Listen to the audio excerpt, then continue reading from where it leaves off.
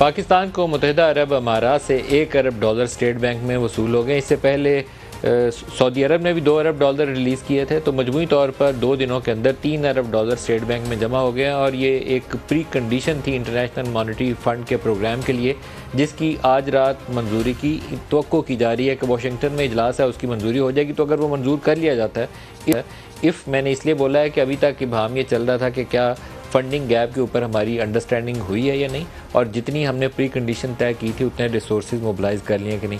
I think कि जो तयशुदा बात थी उसके मुताबिक अब रिसोर्सेज मोबिलाइज़ कर लिए गए हैं। $3 अरब ये दोनों मुल्कों ने हमें दे दिया और वर्ल्ड बैंक की जानिब से कमिटमेंट मौजूद है और वो कमिटमेंट जो है वो इंटरनेशनल मॉनेटरी फ़ंड को भी कन्वे कर दी गई है। तो जब बोर्ड मीटिंग हो रही होगी तो उनकी मेज़ के ऊपर वो तफसील मौजूद होगी कि इतना पैसा रिजर्व में आ चुका है और IMF की मंजूरी के साथ ही इतने पैसे जो है मज़ीद मल्टीलैटरल एजेंसी से मिल जाएंगे। तो अब रुकावट असूली तौर पर होनी नहीं चाहिए।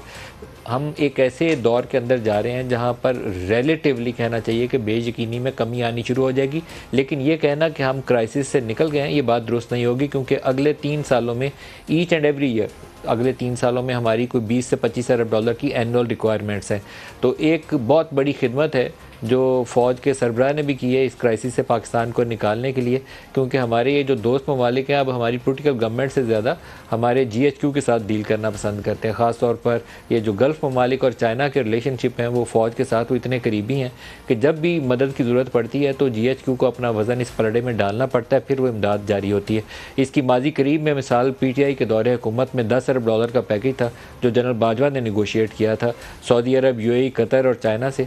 और अब ये वाला पैकेज जिसमें $2 अरब सऊदी अरब से आया है, $1 अरब UAE ने रिलीज़ किया है और $5 अरब के रोल ओवर किए हैं। चाइना ने $8 अरब ये रकम हो चुकी है और इवन ये बैद नहीं होगा कि स्टेट डिपार्टमेंट के साथ भी GHQ ने इंटरेक्ट किया और बैक चैनल के ज़रिए, क्योंकि एक काबुल में तालिबान के टेक ओवर के बाद एक सिचुएशन पैदा हुई थी और ख़ास तौर पर वो जो एक चाय का कप था हमारे फॉर्मर DJI ने वहाँ जाकर पिया, उसके बाद ताल्लुकात में बहुत तलखी आ गई थी।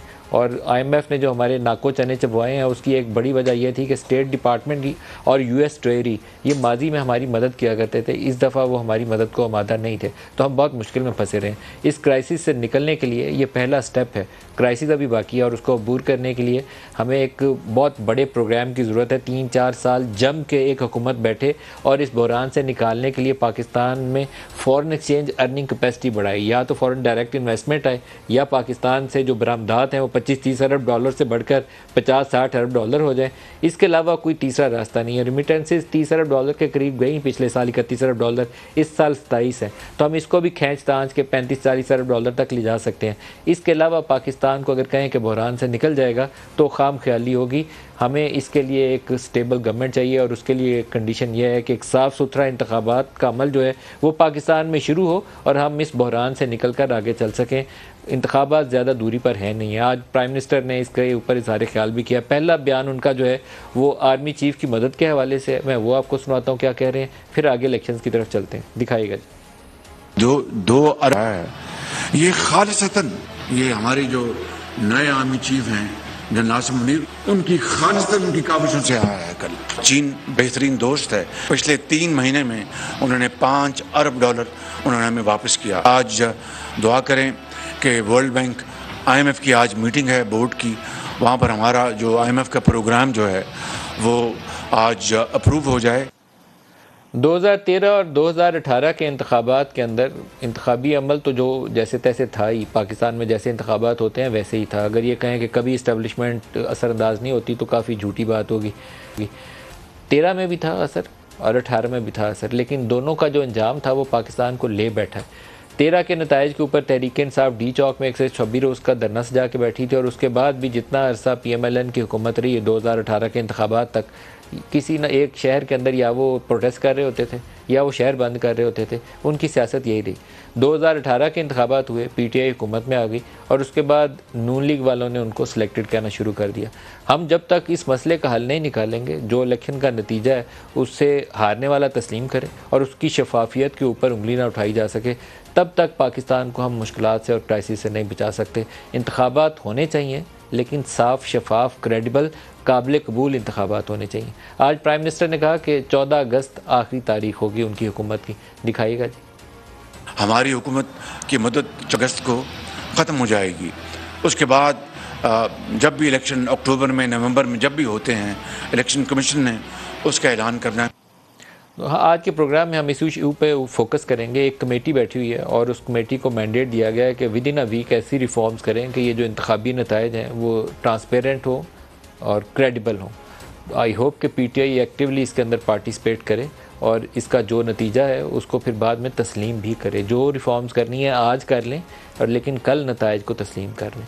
हारने वाला जब तक नताइज को तस्लीम नहीं करेगा तब तक पाकिस्तान इस बहरान से नहीं निकलेगा। और इस्टेब्लिशमेंट को पोलिंग डे के अंदर बैलेट स्टफिंग का मामला हो, ठप्पे डबल स्टैंपिंग का मामला हो, या वोटों के नंबर्स के ऊपर वो जो 200 को 1200 या 2200 बनाया जाता है वो तरीक़ाकार हो, ख़ुद को उस तनाज़े से कोसों दूर ले जाना है ताकि ये कल को उंगली ना उठाई जा सके कि ये मैच फिक्स था। आज जो प्रोग्राम में हमारे साथ मेहमान शख्सियात हैं, फैसल वाडा साहब हैं, सीनियर सियासतदान हैं इस्लामाबाद स्टूडियोज़ में, फैसल साहब खुशामदीद, और मोहम्मद ज़ुबैर साहब पाकिस्तान मुस्लिम लीग नवाज़ से तर्जमान भी है, नवाज़ शरीफ और मरीम नवाज़ के, वो हमारे साथ हैं। ज़ुबैर साहब आपको भी खुशामदीद। वाडा साहब आपसे स्टार्ट करूँगा, क्या इंतखाबात वक्त पर हो जाएंगे और क्या उनका नतीजा काबिल कबूल होगा या नहीं होगा? हाँ, बहुत शुक्रिया नदीम मलिक साहब। देखिए नदीम मलिक साहब, इस मुल्क के अंदर पीआईए की फ़्लाइट आज तक टाइम पे नहीं चली, तो अगर आप ये कहें कि एग्जैक्ट डेट पे हो जाएगा तो मेरे लिए बड़ा मुश्किल होगा इस बात को मानना। क्यों नहीं होने चाहिए? क्यों नहीं होने चाहिए? जाएंगे, लेकिन एग्जैक्ट डेट का रिवाज हमारे मुल्क में है नहीं, क्योंकि जब तक पीआईए की फ़्लाइट टाइम पे नहीं चलेगी तब तक, जब पीआईए की फ़्लाइट टाइम पे नहीं चल सकती तो फिर लेकिन वाडा साहब ये गैर आईनी फेल होगा और इसकी मजम्मत करनी चाहिए अगर किसी भी वजह से नहीं होंगे। मैं ज़रूर कह रहा हूँ होंगे, लेकिन आप कहेंगे एग्जैक्ट सपोजिटली अगर एक उसकी डेट सेकंड एक मिसाल है तो सेकंड को नहीं होंगे, वो 5th को हो जाएंगे, 10th को हो जाएंगे, 15th को हो जाएंगे, not on the exact spot date, because अगर फ्लाइट टाइम पे नहीं चल पाती तो सर बाकी काम कैसे दुनिया में। लेकिन ये आप कंफ्यूजन क्रिएट कर रहे हैं। आई डोंट थिंक कि आप एक गैर आईनी अमल के लिए आप इसको आसानी के साथ कह रहे हैं कि साथ हो जाएगा। गैर आईनी काम है, 10 दिन आगे जो काम थर्सडे को हो सकता है वो काम ट्यूसडे को भी हो सकता है, वो काम सैटरडे को भी हो सकता है, तो मतलब कोई बाय फार कोई बहुत डिफरेंस नहीं है डेट्स का। तो ये क्या इशू क्या होगा जो अगर 5-10 दिन आगे पीछे करना होगा, इसके लिए मसला क्या है? इमरान खान को खुद लाइन लगाना, उससे पहले उसको नायल करना है, ये इशू है? नहीं, देखिए नदीम मलिक साहब, मैं बड़ा उसके अंदर क्लियर हूँ कि जो काम चेयरमैन तहरीक इंसाफ ने कर दिए हैं और वो कर बैठे हैं और उनसे करवा बैठे हैं लोग, उस पर तो अब दो राय होनी नहीं चाहिए ना। तो राइटिंग ऑन द वॉल, उसके अंदर तो अब आप समझेंगे कुछ नहीं हो रहा तो वही तो हमारी सबकी खाम ख्याली होगी। अनफॉर्चुनेटली ना चाहते हुए भी वो सब काम तो गैर कानूनी हो गए हैं, जिसकी चीज़ें जो हैं वो आपको आइंदा आने वाले हफ्तों और दिनों में चीज़ें नजर आना क्या नजर आए, क्योंकि अभी तक नाहल नहीं है, पार्टी के सरबराह हैं, उनकी पार्टी अभी भी तगड़ी है, पंजाब में वो तगड़ा मुकाबला देंगे। देखिए इसमें पॉपुलैरिटी का सर इसमें कोई डिबेट नहीं हो रही कि उनकी पॉपुलर, नेचुरली पीडीएम से कंपेयर करें तो पीडीएम की ये सारी शक्लें और उनकी शक्ल में बहुत फर्क है, इसमें तो कोई शक नहीं होना चाहिए।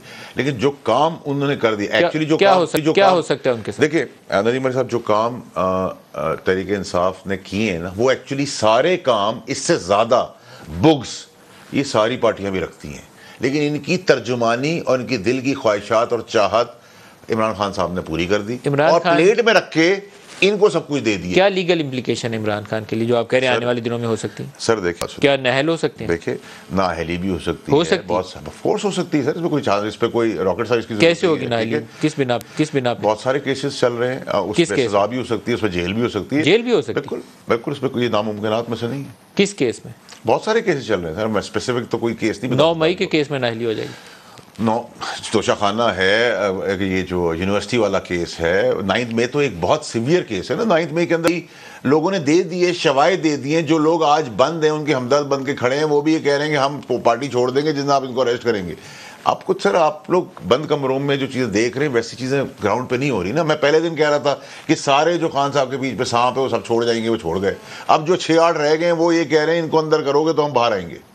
सीधी बात है सर, इस पे पीटीआई के अंदर बाकी लोग रह गए, ये कह रहे हैं कि आप इमरान खान जेल में जाएंगे, उसके 72 घंटे में उनको भी देखेंगे साइड पकड़ते हुए और छोड़ते हुए। मैं आपको कह रहा हूँ ना सर, घर कपड़ों से करीब रिश्ते जो है वो भी नहीं रहेंगे सर, आप देखें तो आगे। ये जिस तरफ आप इशारा कर रहे हैं, मैं आपको इशारा कर, आप समझ गए, आई होप कैसा ना हो, मैं उसकी वजाहत नहीं मानता, आई होप कैसा ना हो। मैं तो आपको जो चीज़ नजर आ रही है, जो चीज़ मैं बता सकता हूँ, बाकी तो सब चीज़ें अल्लाह को पता है सर, लेकिन जो मैं बता रहा हूँ, जो अभी तक कहा है वो अल्लाह की मेहरबानी से सब कुछ ठीक हुआ है। मैं तो समझाता रहा, समझाते निकाला भी गया। उसके बाद जो सब कुछ कहा वो सांपों को और गटर के कीड़ों को निकलते हुए भी आपने देखा, और जो अब रह गए उनकी फरमाइश है कि उसको अंदर करें तो हम ज़ुबैर साहब से पूछते हैं। ज़ुबैर साहब, इंतखाबात वक्त पर होंगे या आपके भी खदशात फैसल वाडा की तरह? नहीं, फैसल वाडा मेरा ख्याल है सही नहीं कह रहे। पीआई की फ़्लाइट्स तो बहुत अरसे से टाइम पर नहीं आ रही, लेकिन उसके बावजूद 2018 के इलेक्शन 25 जुलाई को स्केड्यूल्ड थे और 25 जुलाई को हुए थे, और 2013 के इलेक्शन 11 मई को थे, डिफाइंड डेट था, और 11 मई को ही हुए थे।